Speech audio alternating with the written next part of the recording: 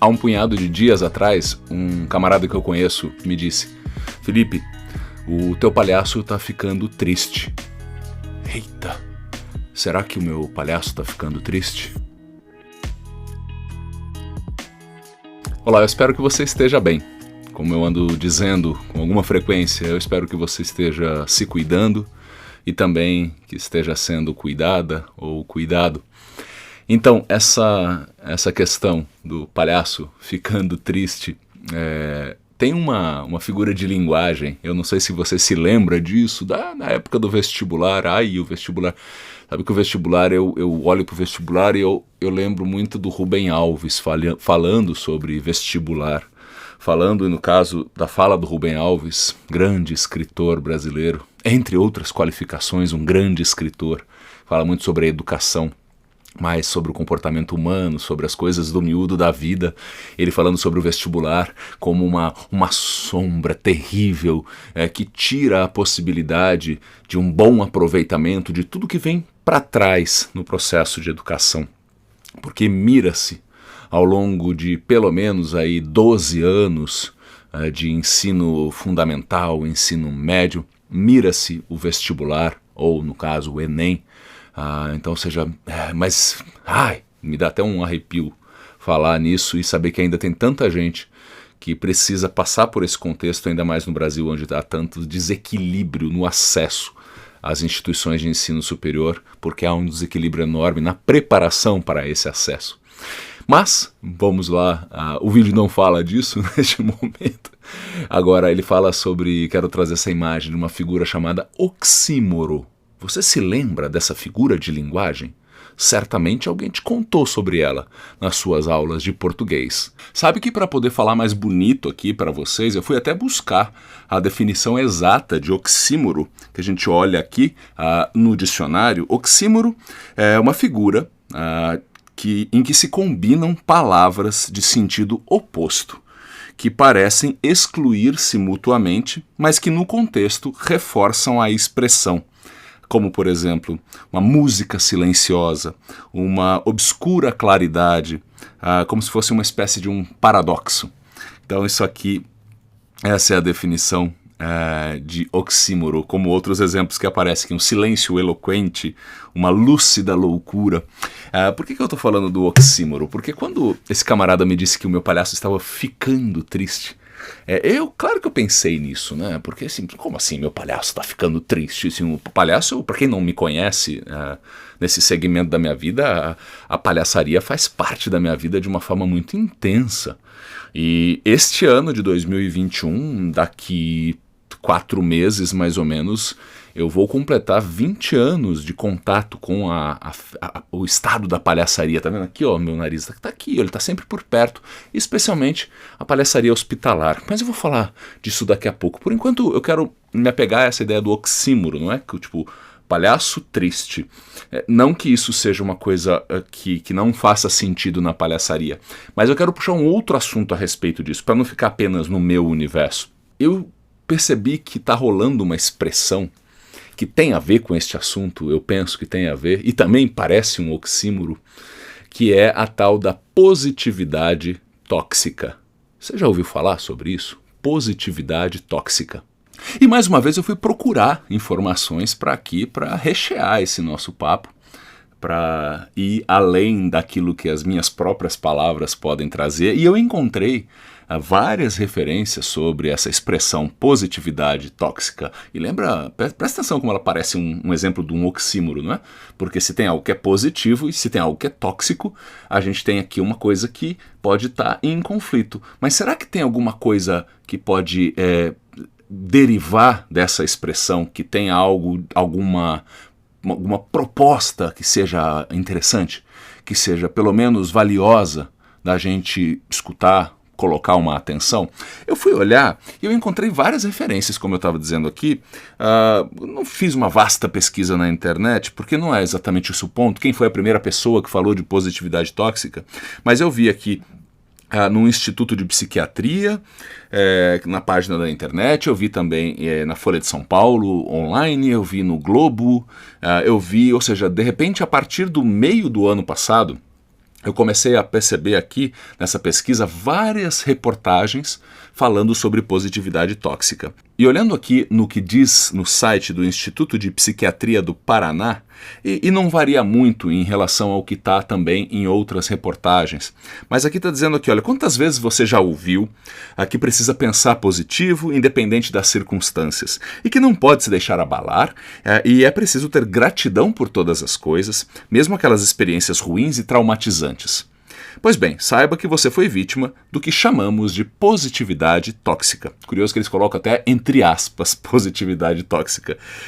E aí mais um trechinho aqui para colocar esse ingrediente à mesa aqui. A positividade tóxica é um fenômeno caracterizado pela exaltação do positivo e tentativas frenéticas de reprimir o negativo. Esse conceito se relaciona com a invalidação emocional. Olha que coisa forte! Invalidação emocional, que se caracteriza pelo desmerecimento das emoções que uma pessoa sente. Ou seja, quando uma pessoa está triste e revela isso para alguém, ao receber uma resposta do tipo "não fica triste, tá tudo bem", ou "não fique triste, vai ficar tudo bem", isso configura invalidação emocional. E fechando, enquanto a invalidação emocional é um fenômeno individual, que ocorre entre uma pessoa e outra, a positividade tóxica se utiliza da invalidação emocional de maneira mais abrangente, atingindo a sociedade como um todo.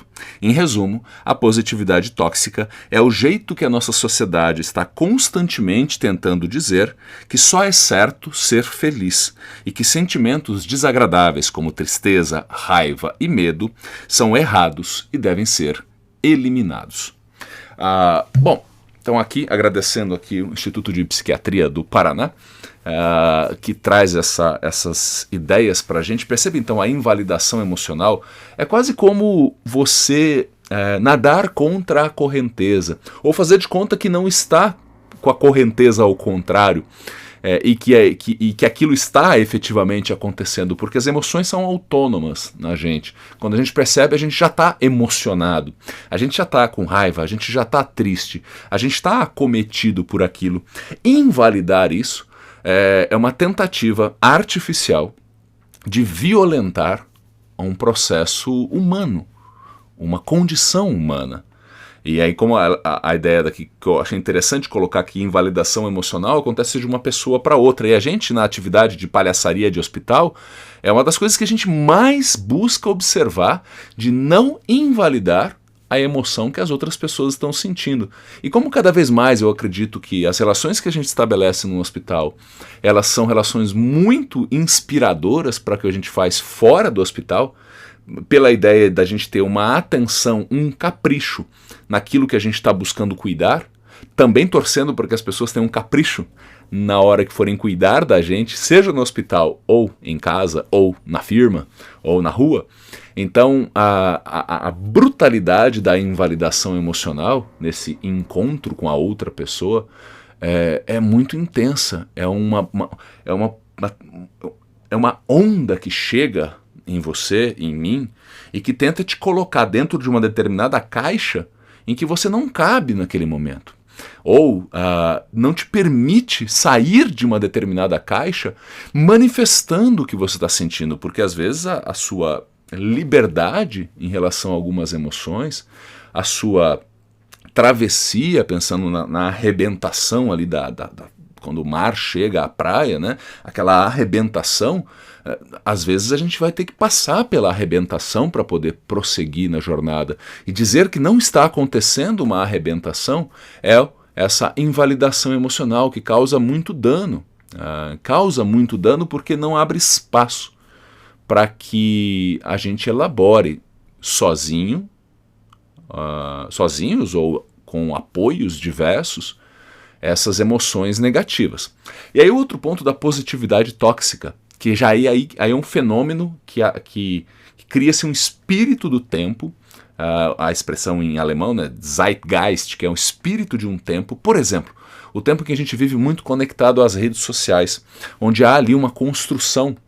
É um dos espaços onde a gente mais percebe a positividade tóxica, uma tentativa, às vezes real, aí não é uma tentativa, é simplesmente uma divulgação de um fato real, mas às vezes a gente sabe, porque a gente vê atos contínuos, ou seja, uma pessoa posta algo, seja ela famosa, celebridade ou não, e ela posta algo que é divergente da vida real. E você pode saber disso de várias formas. Você pode conhecer essa pessoa na vida real e saber que aquilo que ela está compartilhando não corresponde àquilo que ela está vivendo e dentro da sua vida real, aquilo que ela está sentindo.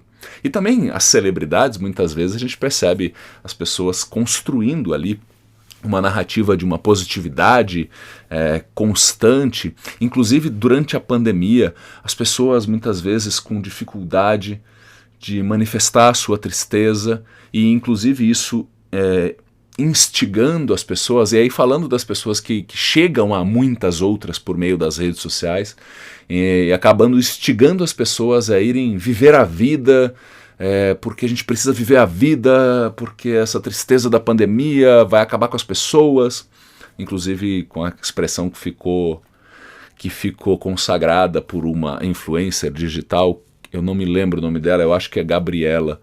Ela disse assim: foda-se a vida, no meio de uma festa, em um dos momentos mais trágicos da pandemia. Ela estava numa festa dentro da casa dela com um punhado de gente, em algum momento ela gravando ali para a rede social, ela disse: foda-se a vida. Me perdoe aí o meu francês. Agora, é uma expressão que também não faz muito sentido. Alguém que está celebrando ali de alguma forma, né, que tá, tipo, que não quis ficar triste no cantinho, ou nem triste, mas ali de boinha dentro de casa. Tipo, estamos numa pandemia, o distanciamento físico é importante para quem tem esse privilégio, né? E é o caso da pessoa, da moça em questão. Ela pode ficar em casa, até porque ela trabalha na internet, né? Então ela, mas assim, em algum momento ela faz uma aglomeração, e aí, no momento que ela está celebrando que ela não está vivendo um momento solitário, que a pandemia muitas vezes pede a gente se afastar um pouco das pessoas, ou de preferência bastante, quando possível, e ela manda um foda-se a vida. Então isso é um sintoma também de que, peraí, é pra gente celebrar a vida ou pra mandar a vida se fuder? São coisas bem diferentes, né? Mas aí mostra certamente ali uma que ela estava querendo dar ares de liberdade à prisão que ela provavelmente se acha vivendo, né? E sabe o que acontece? Muitas vezes está vivendo mesmo. Muitas vezes a gente está vivendo aprisionado nas nossas emoções negativas. E muitas vezes a possibilidade que a gente tem de se libertar é dando espaço para ela. Dando espaço para a ampliação da compreensão daquelas emoções. Como diz um termo muito importante nos estudos da psicologia, colocar luz numa questão. Colocar luz na questão. E assim, colocando luz na questão, muitas vezes esse processo precisa de um apoio. E que bom que, diferentemente de outros tempos, a gente está discriminando menos quem busca apoio e estimulando e reverenciando mais quem se prepara para oferecer um bom apoio.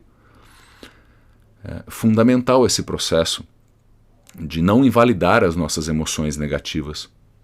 Tomar cuidado para não aderir a um movimento de positividade a todo custo, e que a parte tóxica desse tipo de positividade pode ser exatamente o fato da gente estar atrofiando o processo de iluminação das nossas emoções negativas. E sem essa iluminação, me parece, e os estudos da psicologia apontam para isso, a dificuldade ampliada, para não dizer impossibilidade em alguns momentos, de dar tratamento a essas emoções negativas que geram sentimentos negativos, que geram comportamentos negativos para a pessoa que sente, para as pessoas que estão próximas e para um contexto mais geral, como consequência dos vários casos como esse que acontecem espalhados pelas sociedades mundo afora. Portanto, quando o camarada me diz que meu palhaço está ficando triste, tem um gerúndio aí, como se fosse um processo de transformação do meu palhaço em um ser potencialmente alegre para um ser potencialmente triste, Eu respondo a esse camarada de forma carinhosa, porque ele me pôs para pensar que há um equívoco na avaliação dele, porque o meu palhaço não está ficando triste. O meu palhaço tem momentos em que ele está triste, porque o meu palhaço e eu, Felipe, nós nos misturamos porque nós somos fruto, causa e consequência um do outro. Existe a possibilidade do meu palhaço se encontrar triste em um determinado momento, porque efetivamente ele está triste, e ele pode se manifestar no mundo de uma forma triste, com poesia, também com comicidade, porque existe o lugar da tristeza na condição humana, e onde existe um lugar de condição humana, o palhaço e a palhaça podem e devem tratar disso. Claro que ele tem a forma correta da palhaçaria, do estado, não uma forma, mas esse lugar da palhaçaria para falar sobre quando a gente está meio borocochô, quando a gente está afetado pelas coisas que não estão legais no mundo. Você já pensou se a gente só falasse das coisas legais e ignorasse as coisas difíceis? Será que a arte teria dado a sua contribuição histórica inestimável se ela tivesse olhado só para aquilo que já estava bom? Sério mesmo que a gente tem essa ideia de que a arte não trabalha com aquilo que não está bom? A arte não é uma forma de revolucionar a condição humana? O Oswaldo Montenegro tem uma frase que muitas vezes eu lembro, está dentro de uma poesia, música dele, que se não me engano se chama Metade. Ele fala que a arte nos aponte uma resposta, mesmo que ela não saiba. A palhaçaria é uma arte. O meu estado de palhaçaria é um estado artístico. Então, meu caro amigo que me fez essa provocação, meu palhaço não está ficando triste. Tem dias que ele está triste, porque o Felipe está triste também. Tem dias que ele está menos triste ou mais feliz, porque daí também, junto ao Felipe, eles, como eu disse, são causa-consequência um do outro, está mais feliz, está mais potente, está mais, digamos assim, iluminado. Agora, convenhamos, estamos vivendo uma pandemia. A gente nunca viveu nada parecido. Eu e você nunca vivemos. A última coisa parecida com isso foi há um século. Quem é que tenha vivido isso, provavelmente não se lembra, ou são pouquíssimas pessoas que se lembram. Então faz todo sentido a gente, em alguns momentos, estar triste. Não invalidar essa emoção é uma forma de manter sanidade. Não forçar a barra buscando uma positividade, nesse caso intoxicada a todo custo, ignorando agora, ontem ou hoje, chegamos a 400 mil pessoas que morreram pela Covid-19 somente no Brasil. São milhões no mundo. Então, não faz sentido para mim ignorar o estado de tristeza. É claro que eu busco, e eu espero que você busque também, caminhos, estímulos, e exercite essa caminhada, essa jornada, para que a gente não fique parado no lugar da tristeza. Agora, negá-la, ignorá-la, me parece sim um brutal desrespeito a mim mesmo e às demais pessoas que estão por perto e às tantas pessoas que estão passando por situações que a gente só pode imaginar. A gente que está com saúde, está protegido, e não teve nenhum problema mais sério durante essa pandemia. Portanto, eu não quero que o meu palhaço, porque eu não quero que não quero que a gente perca esse contato com o mundo, certo? Eu não quero que isso aconteça. Eu também não quero perder a capacidade de ultrapassar esses momentos, sabendo que eles voltarão depois, e construir no intervalo entre uma tristeza e outra fontes nas quais eu possa beber a verdadeira positividade. A positividade do contato comigo mesmo, a positividade do reconhecimento do que sou e do que quero ser, a positividade que mora dentro das relações desde que eu as cultive bem, a positividade que mora nos meus hábitos saudáveis, a positividade que mora nos desapegos necessários para abrir espaço para outras positividades, a positividade que mora na condição humana, na integridade da condição humana. E a palhaçaria, ela abraça a integridade da condição humana. Portanto, eu acredito que o meu amigo que me criticou, porque foi uma crítica naquele momento, porque estávamos falando de questões políticas e eu estava fazendo críticas à forma como este governo federal lida com a pandemia, e ele misturou o meu palhaço na jogada, tentando de alguma forma dizer que por eu criticar a condução política no Brasil, o meu palhaço estaria ficando triste.